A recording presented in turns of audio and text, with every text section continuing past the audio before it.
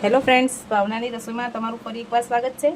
આજે હું તમારી સાથે મગની ફોતરાવાળી દાળમાંથી દાળવડા બનાવવાની રેસીપી શેર કરીશ।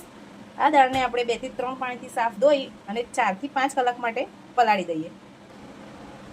આપણે દાળને ધોઈ લીધી છે। દાળ ડૂબે એટલા પહેલાંથી થોડું ઉપર પાણી રહે એટલું રાખી અને એને 4 થી 5 કલાક માટે પલળવા દઈએ। ફ્રેન્ડ્સ, 4 થી 5 કલાક થઈ ગયા છે।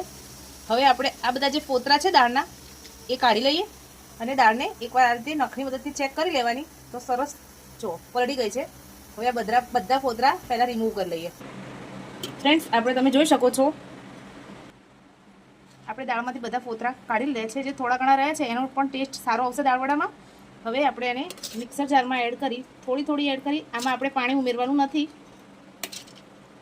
ફ્રેન્ડ્સ, આપણે આને ક્રશ કરીએ પણ આને એકદમ ફાઇન પેસ્ટ નથી કરવાની, આમાં થોડું દરદરું પેસ્ટ કરીશું, એટલે પલ્સ મોડ ઉપર આને પેસ્ટ બનાવીશું। ફ્રેન્ડ્સ, જે આપણે લાસ્ટ દાળ હોય અને જે લાસ્ટ વખતે ક્રશ કરવાની હોય એમાં 2 થી 3 લીલા મરચાં,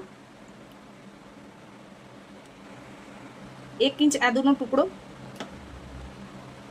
અને 3 થી 4 કળી લસણની ઉમેરી એને પણ આની સાથે પેસ્ટ કરી લઈએ।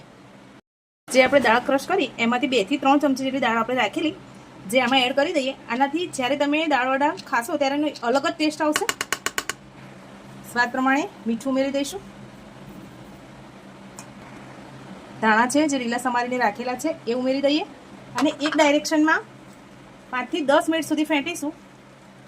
આપણે આને બેટરને સરસ ફેંટી રહીએ ત્યાર સુધી એક ગેસ ઉપર આપણે તેલ પણ સરસ ગરમ થઈ જાય ત્યાર સુધી મૂકી દઈએ। ફ્રેન્ડ્સ, આપણું તેલ પણ સરસ ગરમ થઈ ગયું છે। હવે આપણે એમાં દાળવડા પાડી લઈએ।